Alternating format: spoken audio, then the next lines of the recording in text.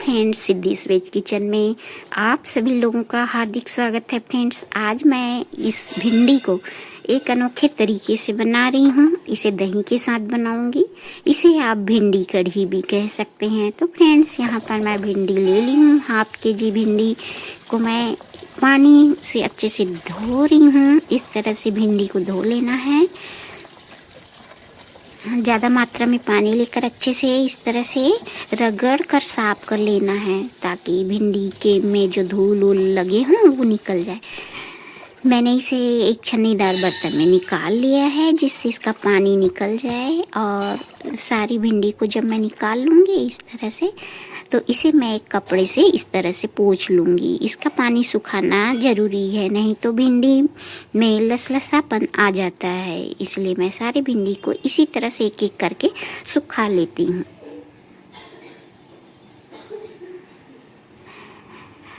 जब मैं इस भिंडी को इस तरह से एक एक करके सुखा लूँगी, फिर इसके जो आगे का सिरा और पीछे का सिरा, ये सब को मैं अलग करके इसे बराबर बराबर साइज में समान टुकड़ों में काट लूँगी।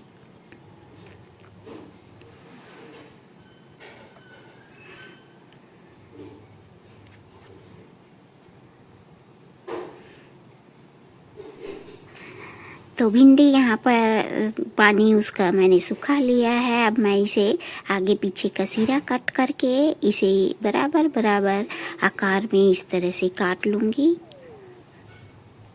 भिंडी बहुत फ्रेश है, काटने में ज़्यादा टाइम नहीं लग रहा है। ये फटाफट सिर्फ चाकू से ही कट जा रहा है। तो फ्रेंड्स, जब भी लें तो डंडी जो है, हरी हरी डंडी वाली भिंडी लें। मार्केट में ताज़ी भिंडी बहुत आती है, तो आप देख कर लें एकदम ताज़ी भिंडी, जो आज कल की हो, टूटी हुई पेड़ से, तो उस टाइप की भिंडी लें।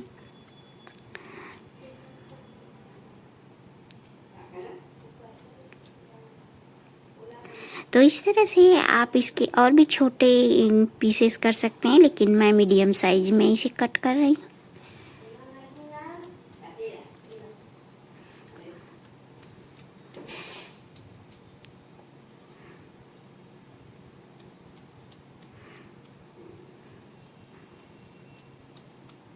तो इस तरह से भिंडी कट कर रही हूँ फ्रेंड्स। उसके बाद मैं जो इसमें जो भी मसाले लगने वाले हैं, जैसे कि लहसुन, दही, करी पत्ता, हरी मिर्च और प्याज, धनिया, हरी धनिया, ये सब मैं जो मसाले हैं उनको भी निकाल कर रख ली हूँ, ताकि उनको भी साफ करके अच्छे से कट कर लूँगी।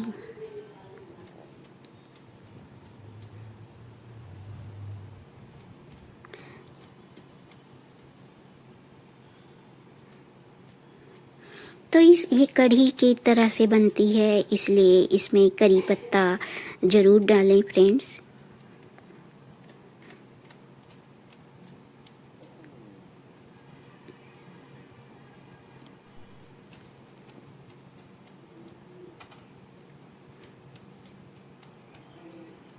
तो यहाँ पर मैं अब भिंडी को इस तरह से कट कर ली हूँ, देखिए।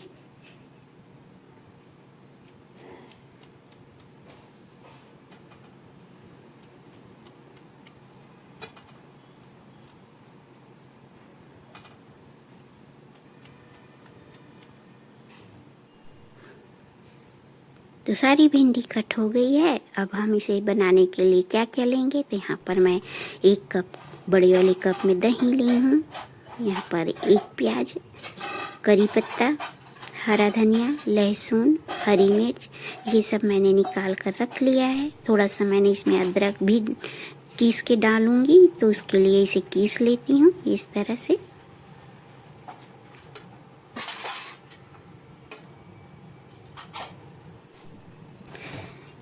अब मैं थोड़ा सा बेसन ले रही हूँ। इस थोड़ा सा बेसन को पानी में इस तरह से पेस्ट बना लेना है, और साथ ही उसमें थोड़ा सा नमक और लाल मिर्च डालकर, उसे हींग डालकर अच्छे से फेंट लेना है। उसके बाद दही ले रही हूँ, तो दही में थोड़ा सा पानी डालकर उसे अच्छे से फेंट लेती हूँ। अच्छे से दही को फेंट लेना ज़रूरी है, देखिए इस तरह से।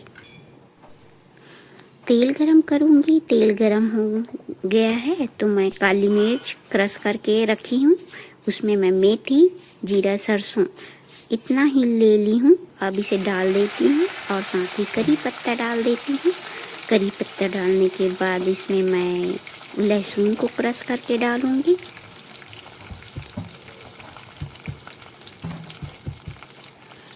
तो पहले से लहसुन को क्रश करके रख लें।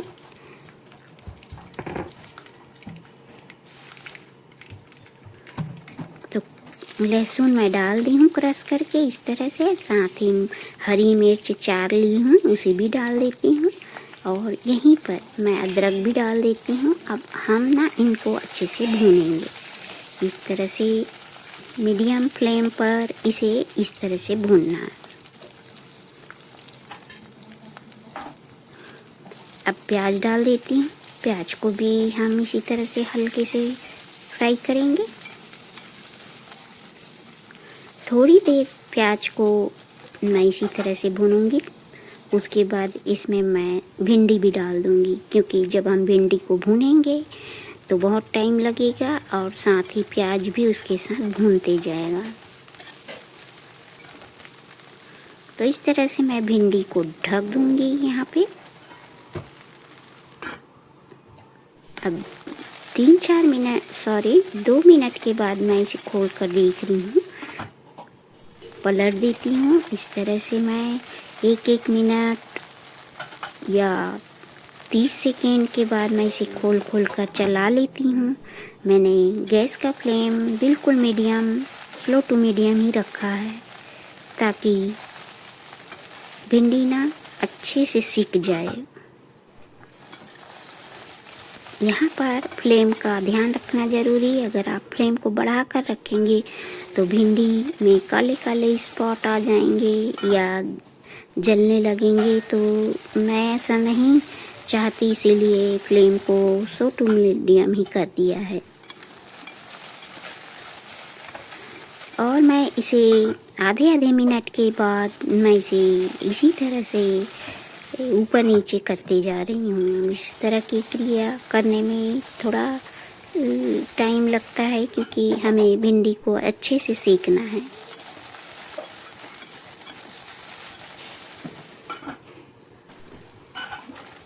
तो ढक कर हमें 8-9 बार इसी तरह पकाना है। फिर हम इसमें अंदाज से नमक डाल देंगे, नमक के साथ हल्दी, और हल्दी के बाद हम इसी में धनिया पाउडर भी डाल देंगे और इसे अच्छे से मिलाकर चला लेंगे। मसाले इसी के साथ भून जाएंगे। आप यहाँ गरम मसाला भी डाल सकते हैं और जीरा पाउडर भी डाल सकते हैं, लेकिन मैं ये दोनों चीज़ें नहीं डाल रही हूँ। मैं थोड़ा सा सादा बनाऊँगी इसलिए। तो यहाँ पे करी पत्ता की डंडियाँ हैं, उसे मैं निकाल दे रही हूँ। अब हम ऊपर नीचे इसी तरह से चला लेते हैं। इस तरह से करी पत्ता की डंडी मैं अलग कर देती हूँ। अभी ढक्कन लगा कर अच्छे से पका लेती हूँ मसालों को। अभी देखिए भिंडी अच्छे से सीख रही है। मैं थोड़ी देर मसालों के साथ इसे सीखने दूंगी इसी तरह से ढककर। अच्छे से नमक इसमें मिल जाएगा। इस तरह से देखिए भिंडी अच्छे से सीख गई है। अब इसे ना थोड़ा सा मैं पानी डालकर इसे थोड़ा ठंडा कर रही हूँ। कढ़ाई बहुत गर्म है। यहाँ पर फ्रेंड्स आप कढ़ाई को एकदम ठंडा कर दें, फ्लेम को बंद कर दें। जब ठंडा हो जाए तभी आप इसमें दही को डालिएगा, तभी दही नहीं फटेंगे। लेकिन मैंने इसे ठंडा पूरी तरह से नहीं किया था कढ़ाई को, इसीलिए थोड़ी मेरी दही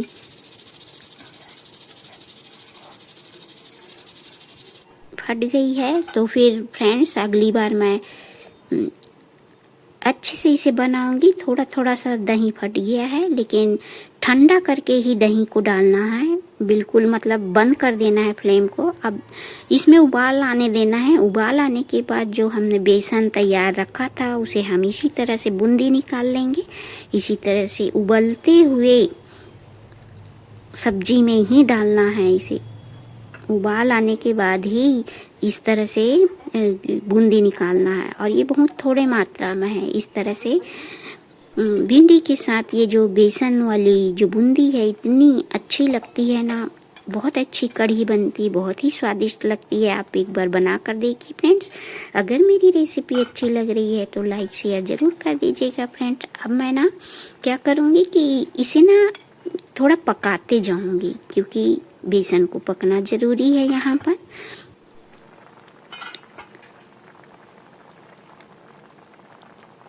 तो इस तरह जब कढ़ी बन जाएगी तो आप इसके ऊपर से लाल मिर्च और जीरे का तड़का भी लगा सकते हैं, लेकिन मैंने इसे सिंपल बनाया है, इसे मैं तड़का नहीं लगाऊंगी। मैं इसे अच्छे से पहले पका लूँगी। इस तरह से देखिए, ये बहुत ही स्वादिष्ट लगती है।